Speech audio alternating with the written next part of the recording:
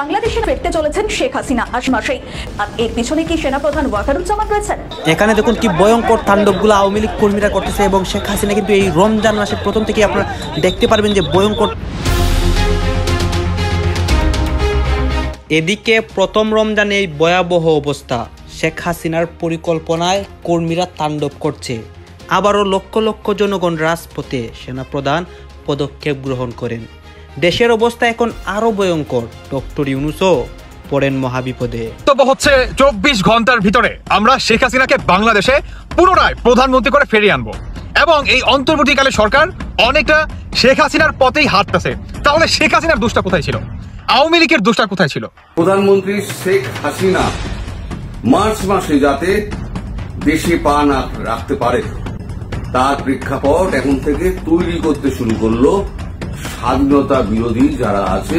বাংলাদেশের ভবিষ্যৎ গণতান্ত্রিক ট্রান্সফরমেশন খুব বড় ঝুঁকির মধ্যে পড়ে যাবে যদি কোনোভাবে এটা প্রমাণিত হয় নতুন যে রাজনৈতিক দল হলো জাতীয় নাগরিক পার্টি, সেই পার্টিকে সরকার কোনো না কোনোভাবে সমর্থন করছে। হঠাৎ করেই বাংলাদেশে বড় কিছু ঘটে গিয়েছে, বড় অঘটন ঘটে গিয়েছে। বাংলাদেশ ব্যর্থ রাষ্ট্র।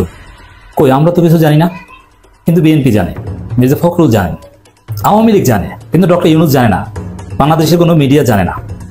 দেশে বিদেশে নানান সমীকরণ মিলে যাচ্ছে। এই রাজনৈতিক দলের প্রধান লক্ষ্য হতে পারে বা টার্গেট হতে পারে বাংলাদেশের সেনা দপ্তর, এবং জানা যাচ্ছে যে এই নতুন রাজনৈতিক দলের যে সমস্ত সদস্যরা রয়েছে তারা 32 নম্বর ধানমন্ডির মতো ধূলিসাৎ করে দিতে পারে সেনা দপ্তর, এমনই মনে করছেন বিশেষজ্ঞ মহল। তার পাশাপাশি তারা জানাচ্ছেন এখন একটাই টার্গেট নিয়ে এগোতে চাইছে নতুন রাজনৈতিক দল। এই টোটাল ইস্যুতে একটা বড় ধরনের ধাক্কা খাবে, গণমাধ্যমের ভাষা বদলে যাবে। বিএনপি ক্ষমতায় আসলেও কিছুটা ইভেন ছাত্ররাও সন্দেহ আছে যে বিচারটা চালু করবে কিনা, তারাও সর্বোচ্চ চেষ্টা করবে সবাই খাঁচার মধ্যে ঢুকাই ফেলার। হ্যাঁ, একে একে সবাইকে এখন কাঁচার ভিতরে ঢুকতে হবে। দর্শক শ্রোতা, দেশের মধ্যে অনেক অস্থিতিশীল পরিবেশ তৈরি হয়েছে। অন্যদিকে আওয়ামী লীগ কর্মীরাও রাজপথের মধ্যে তাণ্ডব করছে এবং অনেক নিউজ সামাজিক যোগাযোগ মাধ্যমে ভাইরাল হয়েছে, যেই নিউজগুলা দেখে সারা বিশ্ব বাংলাদেশকে দেখে অবাক হয়েছে। গাইজ, এইসব বিষয় পর্যালোচনা করে আমরা অনেক তথ্য পাই এবং ভিডিও পাই, সব কিছুই আপনাদের সামনে এক এক করে ধারাবাহিকলি তুলে ধরবো।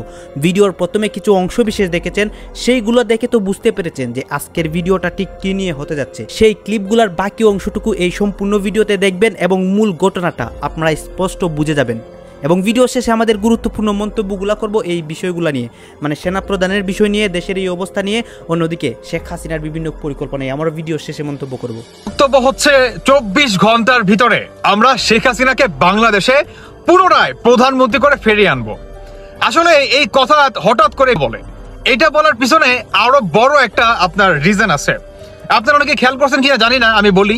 সেটি হচ্ছে যে এই অন্তর্বর্তীকালে সরকারের অধীনে যদি আপনার নির্বাচন হয় তাহলে নির্বাচন কতটুকু সূক্ষ্ম হবে, এবং এই অন্তর্বর্তীকালে সরকার অনেকটা শেখ হাসিনার পথেই হাঁটতেছে। তাহলে শেখ হাসিনার দোষটা কোথায় ছিল? আওয়ামী লীগের দোষটা কোথায় ছিল? মানে তার বক্তব্যটা আমি আপনাদের স্পষ্ট করতেছি। তিনি বলছে যে অন্তর্বর্তীকালে সরকারের অধীনে যদি নির্বাচন হয় কখনোই এই নির্বাচন সুষ্ঠু হবে না। সেম অফার কিন্তু শেখ হাসিনাও দিছিল যে আমি সরকারে থাকা অবস্থায় কোনো সমস্যা নেই, তোমরা নির্বাচন করো। যেহেতু তোমরা বলতেছো যে সূক্ষ্ম নির্বাচন হয় নাই, তাহলে আমি সূক্ষ্ম একটা নির্বাচনের ব্যবস্থা করি, তোমরা সবাই অংশগ্রহণ করো। শেখ হাসিনা কিন্তু এই অফারটি দেয়। এখন বিপি নুরের বক্তব্য হচ্ছে এই অন্তর্বর্তীকালে সরকারের অধীনে এক একজন সমন্বয়ক আপনার ডিসি অফিসে বসে রয়েছে। ওই যে আপনারা শুনলেন তো বিপি নুরের মুখে যে এই সরকার মানে অন্তর্বর্তীকালে সরকার তারা চাচ্ছে তারা নিজেরা সরকার প্রতিষ্ঠিত করার জন্য, এবং এই সরকারের অধীনে যদি আপনার নির্বাচন হয় নির্বাচনটা কখনোই সূক্ষ্ম নির্বাচন হবে না। তাহলে শেখ হাসিনার দোষটা কোথায় ছিল? তাহলে আওয়ামী লীগের দোষটা কোথায় ছিল? আমরা বলতে চাই, ভাবতেছেন যে বিপি নুরের বক্তব্যটা কতটা ওয়েটফুল? এই অন্তর্বর্তীকালে সরকারের অধীনে নির্বাচন হলে যে কতটুকু সূক্ষ্ম হবে সেটা কিন্তু ইতিমধ্যে আপনার সমস্ত রাজনৈতিক দলের কিন্তু টনক কিন্তু নড়ে গেছে, সমস্ত রাজনৈতিক দলের। এখন সমস্ত দোষ আগে কাজ ছিল শেখ হাসিনার। মানে শেখ হাসিনা তো 15টা বছর ছিল রে ভাই, আর এই অন্তর্বর্তীকালে সরকার মাত্র 5 মাস হয়েছে, 6 থেকে 7 মাস হবে, 6 থেকে 7 মাস হবে। এর ভিতরে তারা নিজেদের ভিতরে আপনার সরকার প্রতিষ্ঠিত করতে চায়, নিজেরা সরকার হতে চায়। এই নাহিদ আপনার কি বলে এই ভুট্টো সাহেব, তিনি মনে করেন বাংলাদেশের 3য় প্রধানমন্ত্রী হতে চায়। ভাবতেছেন, আপনারা কল্পনা করতে পারেন এরা বর্তমান কতটা স্বৈরাচার? আপনার বিপি নুর আরো বলেন যে এই অন্তর্বর্তীকালে সরকার তারা চাচ্ছে নিজেরা সরকার প্রতিষ্ঠিত করতে। অন্যদিকে এই সরকারের অধীনে বেশ কিছু সমন্বয়ক আছে, তাদের বা গভীরের কথা দেশবাসী যদি জানে তাহলে গা শিউরে উঠবে। অন্যদিকে এই অন্তর্বর্তীকালের সরকার তারা চাচ্ছে কি আপনার দীর্ঘমেয়াদী একটা সরকার প্রতিষ্ঠিত করতে এই বৈষম্য বিরোধীদের থেকে। অন্যদিকে বাংলাদেশের মানুষের বা সাধারণ মানুষের সেন্টিমেন্ট নিয়ে প্রতিনিয়ত খেলতেছে এই অন্তর্বর্তীকালের সরকার। আমরা তাদেরকে জানিয়ে দিতে চাই এই সরকারের অধীনে যদি নির্বাচন হয় তাহলে আমরা কখনোই মানব না। অন্যদিকে আমরা আবারও জানিয়ে দিতে চাই শেখ হাসিনার দেখানো পথেই আপনারা হাঁটতেছেন, তাহলে শেখ হাসিনার দোষটা কোথায় ছিল? শেখ হাসিনার পতনের জন্য আমরা কেন মাঠে ঘাটে আন্দোলন করছি? যদি আপনারা শেখ হাসিনার পথেই হাঁটেন তাহলে তো শেখ হাসিনাই ভালো ছিল। এখন বাংলাদেশের প্রতিটি জনগণ বলতেছে শেখ হাসিনার আমলেই আমরা ভালো ছিলাম, তাহলে তো প্রতিটি জনগণের কথাই আসলে সত্যি হয়ে যাচ্ছে। দেখেন একটা কথা বলি, জোর যার মূল্য তার, তাই না? আমরা বাংলাদেশের আপনার গত 16 বছর যদি দেখেন শেখ হাসিনার আমলে বাংলাদেশে যা ঘটছে আপনার প্রতিনিয়ত কিন্তু আমরা সবাই কিন্তু বলছি যে এটা ঠিক না, ওটা ঠিক না, নির্বাচন সূক্ষ্ম হচ্ছে না, এটা সেটা। কিন্তু আপনি যদি 6 মাসের সাথে 16 বছরের কম্পেয়ার করেন তাহলে আপনার চোখ আশা করি খুলে যাবে। কোন চোখ? যে শেখ হাসিনা তো 16টা বছর ছিল, 16টা বছরের ভিতরে শেখ হাসিনা ভাই যতটুকু মনে করেন অরাজকতা বা শেখ হাসিনার দলের কর্মীদের দ্বারায় যতটুকু অরাজকতা বাংলাদেশে সৃষ্টি না হয়েছে এর থেকেও দ্বিগুণ আপনার এই 7 মাসের ভিতরে কিন্তু অলরেডি হয়ে গেছে। আবু সাইদের ভাই আবু হোসাইন তিনি কিন্তু কথা বলছে যে এই অন্তর্বর্তীকালে সরকারের আপনার বা এই বৈষম্য বিরোধের আন্দোলনের ভিতরে যে সমস্ত সমন্বয়কারীরা ছিল এদের বা এদের কাছের অনেক রিলেটিভের যদি আপনারা ব্যাংক ব্যালেন্স গুলা মানে লাস্ট আপনার 6 মাস কিংবা 7 মাসের ভিতরে যদি চেক করেন আশা করি আপনারা বুঝে যাবেন যে এরা আসলে কি পরিমাণ লুটপাট করছে। এটা কিন্তু আমরা কিন্তু আসলে বুঝে গেছি। তাই একটা কথাই বলতে চাই, এই অন্তর্বর্তীকালে সরকারের অধীনে বাংলাদেশে কোনো নির্বাচন হবে না। আপনার বিভিন্ন টনক নড়ার পিছনে আরো একটি কারণ, সেটি হচ্ছে এই ডক্টর ইউনূস তিনি যেভাবে আপনার নির্বাচনের আয়োজন চালাচ্ছে, এতে করে আপনার বিপিনুরের যে দল আছে বিপিনুরের দল মনে করেন জয় বাংলা জয় বঙ্গবন্ধু হয়ে যেতে পারে, তার কোনো মনে করেন ভরসা নাই। কারণ বিপিনুরের কথা হচ্ছে যে আমরা একটা সুষ্ঠু নির্বাচনের দাবি জানাই, আর এই অন্তর্বর্তীকালের সরকারের অধীনে তারা নিজেরাই সরকার গঠিত করতে চায় এবং তাদের নিজেদের দল তারা নিজেরাই মনে করেন প্রমোট করতেছে। তাহলে শেখ হাসিনা এবং এই অন্তর্বর্তীকালের সরকারের ভিতরে পার্থক্যটা কোথায়? তাহলে শেখ হাসিনার আমলই তো ভালো ছিল, তাই না? আমরা এই আন্দোলন করলাম, এত এত মানুষ মরলো, এটা করলো সেটা হলো, বাংলাদেশে এত অরাজকতাটা সৃষ্টি, তাহলে আমাদের উপায়টা কি? আমরা কি পেলাম বিনিময়? আমাদের বেনিফিটটা কি? বেনিফিটটা কি? আসলে একটা কথা কি এখন বলতে হয়, লোভে পাপ পাপে মৃত্যু, এটা কিন্তু হয়। আর বর্তমান এই ঘটনায় কিন্তু ঘটতেছে। তো এখন বিপিনুরের কিন্তু টনক নড়ে গেছে, কারণ বিপিনুর বুঝতে পারতেছে যে এই সরকারের অধীনে বাংলাদেশে যদি কোনো নির্বাচন হয় সেই নির্বাচন কতটুকু যে সূক্ষ্ম হবে বা তার দলের যে কি ভয়ঙ্কর অবস্থা হবে, এর জন্যই তিনি বলছে যে এই সরকার যদি নিরপেক্ষভাবে আপনার ইলেকশনের বা সেই আয়োজন যদি না করে তাহলে 24 ঘন্টার ভিতরে শেখ হাসিনাকে কিভাবে কিংবা আওয়ামী লীগকে কিভাবে পুনরায় মাঠে নামাতে হয় বা কিভাবে প্রতিষ্ঠিত করতে হয় সেই বিষয় আমরা করব। মানে কি বিপিনুর করবে। ওই যে বললো বিপিনুর যে শেখ হাসিনা তো সেম অফারটা দিছিল যে তাহলে তোমরা যে বলতেছো যে নির্বাচন সূক্ষ্ম হয় নাই, তাহলে আমি সরকারে থাকা অবস্থায় তোমরা বা আমি আরেকটা নির্বাচনের আয়োজন করি। ঠিক আপনার এই অন্তর্বর্তীকালে সরকার কিন্তু একই পথে কিন্তু হাঁটতেছে। তাহলে শেখ হাসিনার পতন আপনারা কেন ঘটাইলেন? শেখ হাসিনাকে আপনারা ফ্যাসিস্ট কেন বলতেছেন? তাহলে তো ডক্টর ইউনূস ফ্যাসিস্ট। কি ফ্যাসিস্ট না? ফ্যাসিস্ট কিনা? শেখ হাসিনা যদি এই দায়ে ফ্যাসিস্ট হয়ে থাকে, এই অন্তর্বর্তীকালে সরকার এরও তো ফ্যাসিস্ট। প্রধানমন্ত্রী শেখ হাসিনা মার্চ মাসে যাতে দেশে পা না রাখতে পারে তার প্রেক্ষাপট এখন থেকে তৈরি করতে শুরু করলো স্বাধীনতা বিরোধী যারা আছে বিদেশে বসে, তারা অপপ্রচার অলরেডি শুরু করে দিয়েছে। এখন শুরুটা কিভাবে করেছে? সেটা হচ্ছে সেনাবাহিনীর বিরুদ্ধে মানুষকে খেপাও, যেভাবে ভারতের বিরুদ্ধে মানুষকে খেপানো শুরু হয়েছিল ইন্ডিয়া বয়কট দিয়ে, তারপর ধীরে ধীরে সেটাকে নিয়ে গেল একেবারে বৈষম্য বিরোধী আন্দোলনের দিকে, তারপর এক দফা দাবি, তারপরে আমাদের প্রধানমন্ত্রী দেশ ছেড়ে চলে যেতে বাধ্য হলেন। এখন এই যে এদের যে পরিকল্পনা, এদের পরিকল্পনা বড় অদ্ভুত, এদের টাইপটা খুব অদ্ভুত।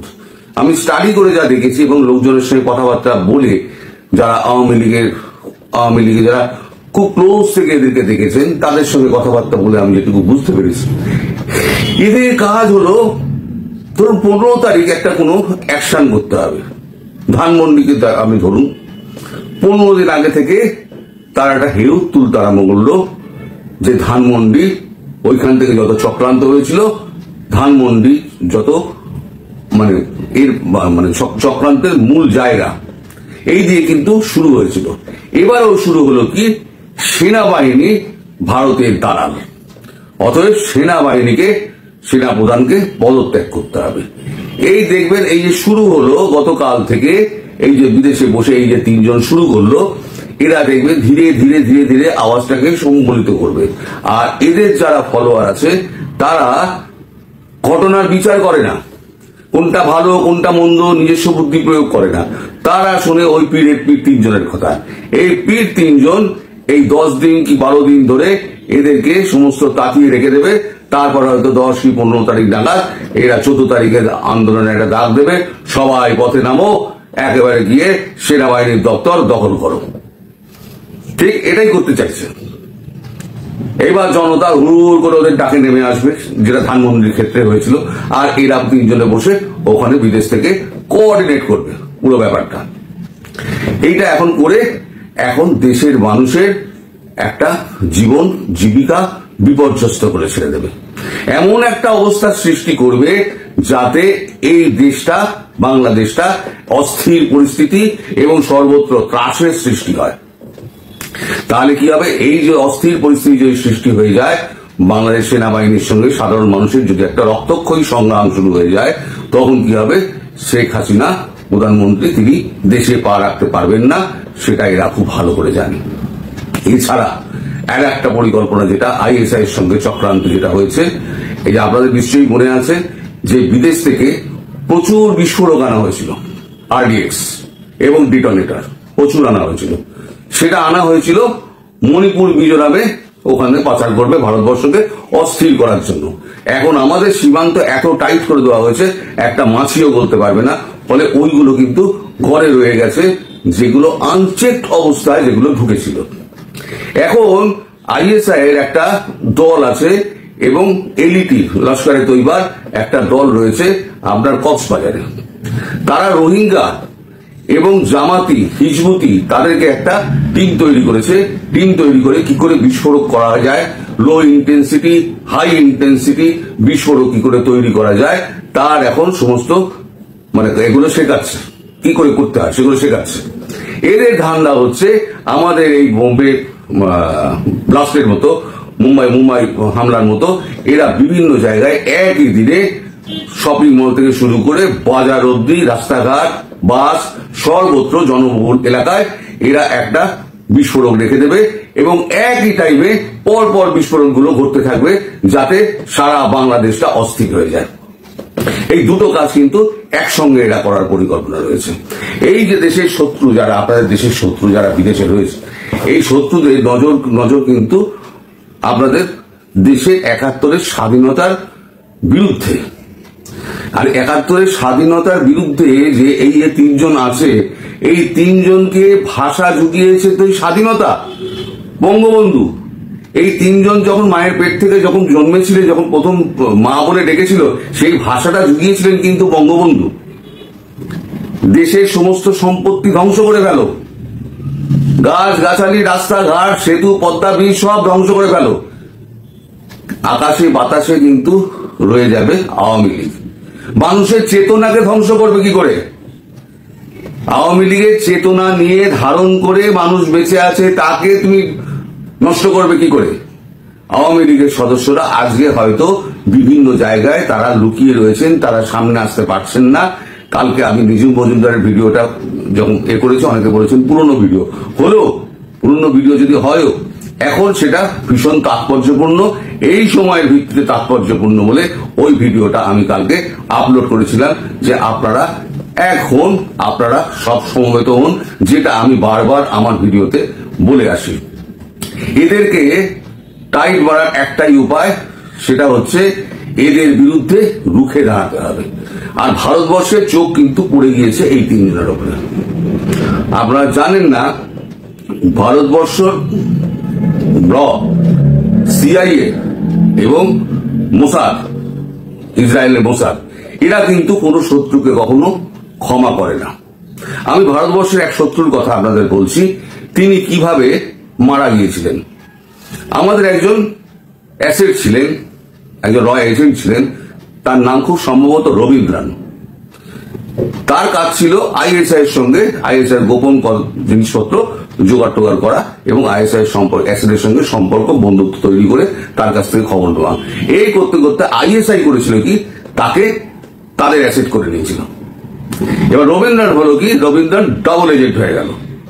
সে ভারতের মাল যেমন পাকিস্তানে পাচার করলো, পাকিস্তানের মাল ভারতে পাচার করলো।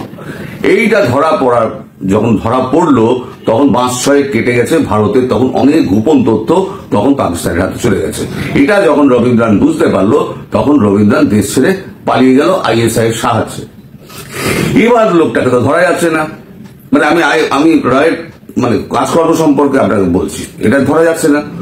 তখন ওরা কি করলো, এই লোকটার না মদের দোষ আছে, না মহিলাদের দোষ আছে, না বন্ধু বান্ধব ছিল, সে বাইরে বেরোতো না এবং বিশেষ কাজ ছাড়া সে কোথাও যেতও না। তার একটিমাত্র কাজ ছিল, সে ঘরের মধ্যে একটা বিদেশে একটা জায়গায় চুপ করে বসে থাকতো এবং তাকে মারা খুব মুশকিল হয়ে গেছিল। কিন্তু তাকে মেরে দিয়েছিল কিন্তু রয়্যাল এজেন্টরা। কি করে মেরেছিল জানেন? তিনি একটা বিশেষ ধরনের পেস্ট ব্যবহার করতেন একটা কোম্পানি। সেই একটা নকল পেস্ট, তার যখন ওই ওয়াশ করতে আসে যে লোকজন, তাদেরকে ফিট করে তার বাথরুম যখন ওয়াশিং হচ্ছে তখন তার বাথরুমে পেস্টটাকে ঠিক যে অবস্থায় যতটা পেস্ট বেরিয়েছিল ওইটুকু বাদ দিয়ে, মানে যে অবস্থায় টিউব ছিল পূর্বের, ওই টিউবের যে অংশ ছিল সেই টিউবের অংশের মতো একই পেস্ট, বিষ মাখানো অ্যাসিড ওখানে রেখে দিয়ে চলে এসছে। পরের দিন সকালবেলা যখন দাঁত ব্রাশ করতে করতে তিনি লুটিয়ে পড়েন এবং মারা যান। পরে যখন দেখা যায় পোস্টমর্টম করে, তার ম্যাসিভ হার্ট অ্যাটাক হয়েছে। এইভাবে কিন্তু র কাজ করে। মোসাদের কাজকর্ম কিন্তু আরো ভয়ঙ্কর। তো যাই হোক, এদের কিন্তু ওপরে কিন্তু নজর পড়ে গেছে ভারতবর্ষের। ভারতবর্ষ কিন্তু এদেরকে ছেড়ে কথা বলবে না, কারণ এরা ভারতবর্ষের বিরুদ্ধেও চক্রান্ত করছে, বাংলাদেশের বিরুদ্ধে চক্রান্ত করছেই। এবার একটা আসি আপনার উল্টো দিকে। আপনারা সবাই দেখেছেন এবং শুনেছেন, কাগজেও বেরিয়ে গেছে যে ট্রাম্পের সঙ্গে জেলেনস্কির একটা বাকযুদ্ধ হচ্ছে। এই প্রসঙ্গ কেন এলাম আপনি একটু পরে বুঝতে পারবেন। এটা বাকযুদ্ধ হচ্ছে। সেই বাকযুদ্ধ কি, যা ট্রাম্প চাপ দিচ্ছেন জেলেনস্কিকে, যথেষ্ট অর্থ দিয়েছি, এইবারে তা আমার সঙ্গে সমঝোতা করো, না হলে পরে তুমি কিন্তু টিকতে পারবে না। বাংলাদেশের ভবিষ্যৎ গণতান্ত্রিক ট্রান্সফরমেশন খুব বড় ঝুঁকির মধ্যে পড়ে যাবে যদি কোনোভাবে এটা প্রমাণিত হয় নতুন যে রাজনৈতিক দল হলো জাতীয় নাগরিক party, national citizens party NCP, সেই পার্টিকে সরকার কোনো না কোনোভাবে সমর্থন করছে এবং সেটা অঘোষিতভাবে। এর মধ্যে এই দলটাকে নানা রকম কারণে সো-কল্ড কিংস পার্টি হিসাবে ট্যাগ করার এক ধরনের টেন্ডেন্সি আছে এবং সেটার ভ্যালিড গ্রাউন্ডস আছে, সেটা নিয়ে আমিও বহুবার কথা বলেছি, পারসেপশন আছে। কিন্তু ক্রুড কোনো কিছু যদি দেখা যায়, এমন কিছু যে রাষ্ট্রীয় কোনো সম্পত্তি, রাষ্ট্রীয় কোনো ক্ষমতা ব্যবহার করা হচ্ছে এই দলটাকে সাহায্য করার জন্য, সেটা একটা বিভৎস পরিস্থিতি তৈরি করবে। আমাদের সতর্ক থাকা দরকার। এই দলটা যখন তৈরি হচ্ছে, গতকাল ঘোষণা হচ্ছে, সে ঠিক সেই সময়ই একটা প্রজ্ঞাপন ছড়িয়ে পড়েছিল সামাজিক মাধ্যমে। আমরা সবাই দেখেছি, অনেকেই দেখেছি, আমি আসবো সেই জায়গায়। সেটা যদি সত্য হয়ে থাকে, এটা একটা ভয়ঙ্কর অ্যালার্মিং সাইন। আই রিপিট, এটা একটা ভয়ঙ্কর অ্যালার্মিং সাইন। আমরা সম্ভবত অতটা গুরুত্ব দিয়ে দেখছি না এটাকে, কিন্তু আমাদের এটাকে গুরুত্ব দিয়ে দেখা উচিত। সেই প্রজ্ঞাপনটা দেখার আগে আমি আরেকটা নিউজের প্রতি একটু দৃষ্টি আকর্ষণ করি। হেডলাইন হচ্ছে যুগান্তরে এরকম সমন্বয়কদের নিরাপত্তা দিতে ডিসিদের চিঠি 9 সেপ্টেম্বর। এখানে তখন ওই সময়টাতে কেন্দ্রীয় সমন্বয়করা বিভিন্ন বিভাগে যাচ্ছিলেন, তখন পুলিশ থেকে ডিসিকে চিঠি দেওয়া হয়েছিল যাতে তাদের নিরাপত্তা নিশ্চিত করা হয়, যাতে প্রোটোকল দেওয়া হয়। মানে ওই সমন্বয়করা কে যে রাষ্ট্রীয় প্রোটোকল দিতে হবে, প্রশ্ন তখন উঠেছিল। এবং এটা আমার ভালো লেগেছে যে সমন্বয়কদের দিক থেকেও তারা এটা চাননি বলে তারা মিডিয়াতে জানিয়েছেন যে এটা পুলিশ নিচ থেকে দিয়েছে। কিন্তু এই যে আমার ব্যাখ্যা হচ্ছে তারা চায়নি, আমার কাছে এটা খুব সঠিক বলে মনে হয় না, কিন্তু তারা অন্তত পরিস্থিতির কারণে সেটাকে ডিনাউন্স করেছেন। এবার আমাদের সামনে যে জিনিসটা আসলো সেটা হচ্ছে পিরোজপুরের জেলা প্রশাসক 5টা বাস চালক সহ রিকুইজ করার জন্য আদেশ দিচ্ছেন, যেই 5টা বাসে করে জাতীয় নাগরিক কমিটির সদস্যরা লোকজন ঢাকায় যাবেন এবং সেখানে কার সাথে যোগাযোগ করতে হবে, মোহাম্মদ মুসাব্বির মাহমুদ সানি প্রতিনিধি জাতীয় নাগরিক কমিটি নিকে তার দখল বুঝিয়ে দিতে হবে। আমরা জানি পুলিশের এই সক্ষমতা আছে রাষ্ট্রীয় বা প্রশাসনিক অতি জরুরি কোনো কাজে ব্যক্তিগত সম্পত্তির একটা সময়ের জন্য দায়িত্ব নিয়ে নেওয়া, দখল নিয়ে নেওয়া, রিকুইজ করা বলি আমরা, রিকুইজ করা, সেটা তারা করতে পারেন এবং সেই আইনের বলে তারা এই কাজটা করতে নির্দেশ দিচ্ছেন। এটা কোনোভাবেই রাষ্ট্রীয় প্রয়োজনীয় বা জরুরি কোনো কাজ না। তার চাইতে জরুরি কথা, কেন নাগরিক কমিটির সদস্যদের তাদের প্রোগ্রামে আসার জন্য এটা দেয়া হবে? আমি এই প্রশ্নগুলো করছি এটা ধরে নিয়ে এটা জেনুইন কাগজ, এটা নাও হতে পারে, কিন্তু আমি সেই প্রসঙ্গে পরে আসছি। যদি সঠিক হয়ে থাকে এটা একটা জেনুইন চিঠি হয়ে থাকে, কেন কিসের ভিত্তিতে এই রাষ্ট্রীয় ক্ষমতা ব্যবহার করা হবে তাদের লোকজন ঢাকায় যাওয়ার জন্য? আমাদের মনে আছে 31 ডিসেম্বর একটা প্রক্লেমেশনের বিরাট হাঁকডাক হয়েছিল, ঘোষণা হয়েছিল। সেদিন একটা ঘোষণাপত্র দেয়া হবে বলে জানানো হয়েছিল, বেশ টিজার দিয়ে আগের দিন থেকে। সেই প্রোগ্রামের আগেও ঠিক এই একই ধরনের অভিযোগ এসেছিল। সেই ক্ষেত্রে কোনো ক্রুড চিঠি আমরা হয়তো দেখিনি, কিন্তু এবার দেখলাম।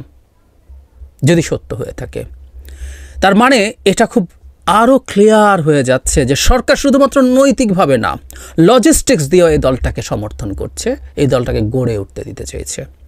বাজারে কিন্তু প্রচুর ফিসফাস আছে, গোয়েন্দা সংস্থা কাজ করছে এই দল তৈরি করার পেছনে, এরকম ফিসফাস আছে এবং এই ফিসফাসগুলো খুব অমূলক তাও না।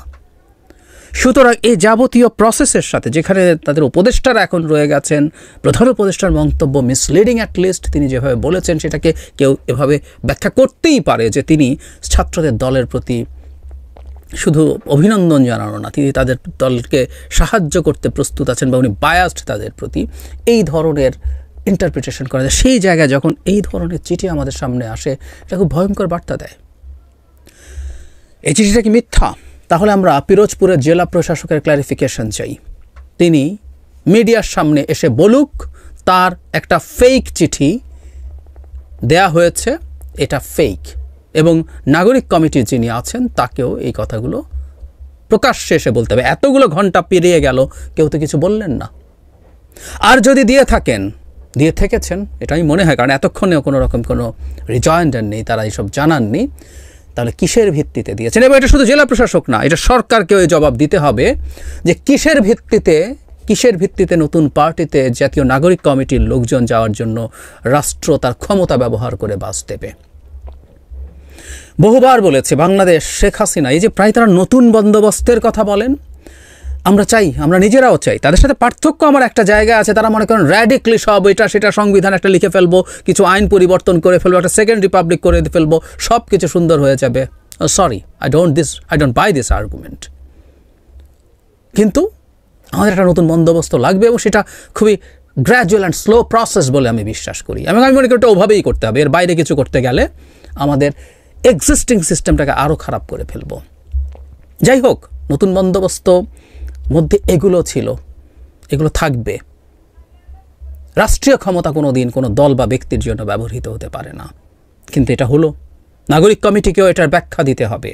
আর নাগরিক কমিটি এখন তো তারা দলই হয়ে গেছেন, নাগরিক কমিটির লোকজন যাচ্ছেন তারা দিক, বা এই দলের প্রোগ্রামে আসার জন্য বলা হচ্ছে, সুতরাং জাতীয় নাগরিক পার্টি তাদেরকেও এটার ব্যাখ্যা দিতে হবে, প্রশাসনকে ব্যাখ্যা দিতে হবে, সরকারকে ব্যাখ্যা দিতে হবে। বলেছিলাম যে এই সরকার যখনই তার এই নিরপেক্ষতা হারিয়ে একটা কিংস পার্টি তৈরি করতে যাচ্ছে, তখন যে ঝুঁকিটা তৈরি হয়, এ ধরনের কিংস পার্টি যখন তৈরি, এবং সরকার সত্যিই যদি এই কিংস পার্টি তৈরির পেছনে কাজ করে, তখন নির্বাচনটা সহি হবে, এই বোধটাও নষ্ট হতে থাকে। এটাই অ্যালার্মিং। ডক্টর ইউনূসের সরকার একটা দল তৈরি করতে যাচ্ছে, তার পেছনে আছে, এবং সেই দলটাকে ক্ষমতায় আনার জন্য নির্বাচন ম্যানিপুলেট করা হতে পারে। এইটা সত্য কিনা ভিন্ন আলোচনা, কিন্তু এই রকম একটা ধারণাও যদি কারোর মধ্যে ঢুকতে শুরু করে, আমাদের সর্বনাশ হয়ে যাবে। সুতরাং এটাকে আমরা ছোট করে দেখতে চাই না, খুব বড় করে দেখতে চাই, এবং আমরা ভবিষ্যতে ভালোভাবে ভিজিল্যান্ট থাকব। কালকে ছাত্রদের দলটির আত্মপ্রকাশের পর ভারতের স্বরাষ্ট্রমন্ত্রী প্রভাবশালী, জানেন তো, মোদির রাইট হ্যান্ড, অমিত শাহ তিনি যে বক্তব্য দিচ্ছেন, এই বক্তব্যটা ছাত্রদের জন্য সাপে বর হয়ে গেছে। মানে ছাত্রদের জন্য খুবই কপাল খুলে যাওয়া টাইপের একটা বক্তব্য।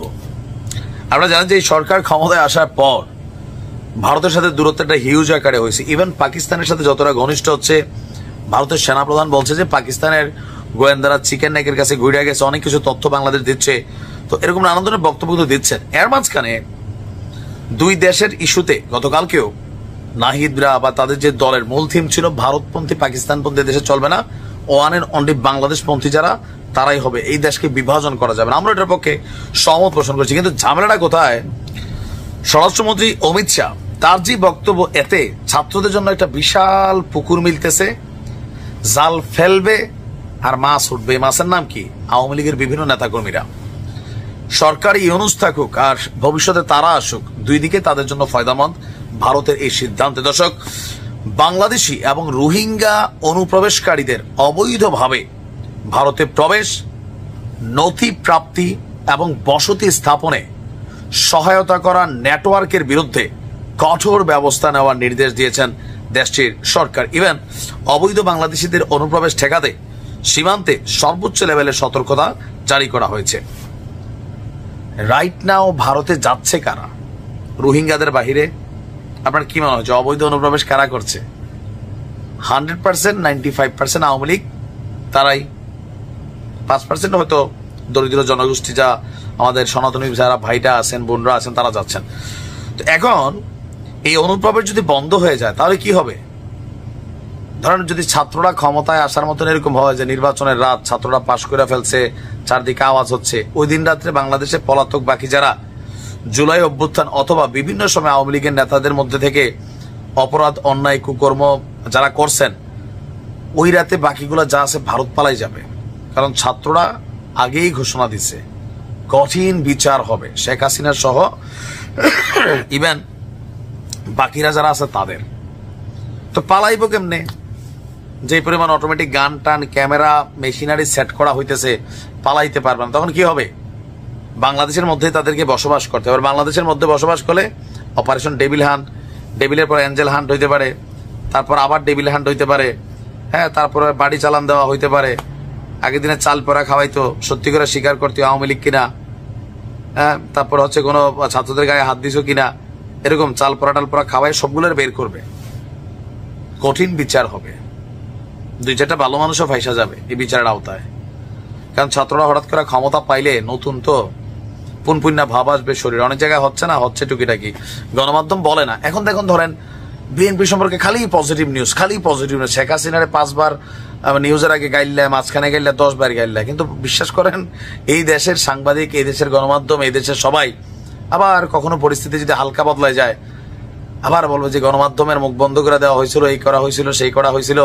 এরাই বলবে, আবার ডক্টর ইউনূসকে বলবে সৎখুর, তারপর আরো কত যে শব্দ বলবে। এখন কি বলে যে মহান আমাদের হুজুররা, যে আমির হামদার মতন লোক সারা জীবন সোদের বিরুদ্ধে ওয়াজ করে, তারেক মনোয়ারের মতন লোক সরাসরি ডক্টর ইউনূসকে সৎখুর বলছে না। আমি বানাই বলতেছি, এখন রেকর্ড আছে দেখেন। এখন কি বলে যে মহান নেতা।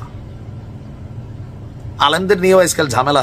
এগুলো ধরেন সিচুয়েশন বুঝা হাদিস বদলাই ফেলে অথবা বলেন স্কিপ করে, আল্লাহ থেকে বলে রহমত। ডক্টর ইউনূসের আলাদা, আমরা সবাই সৎখুর ভাই, ব্যাংকে টাকা রাখেন লাভ খান না, হেরির সৌদে ঘুরা ফিরা। যাই হোক, আলোচনাটা ওইখানে না।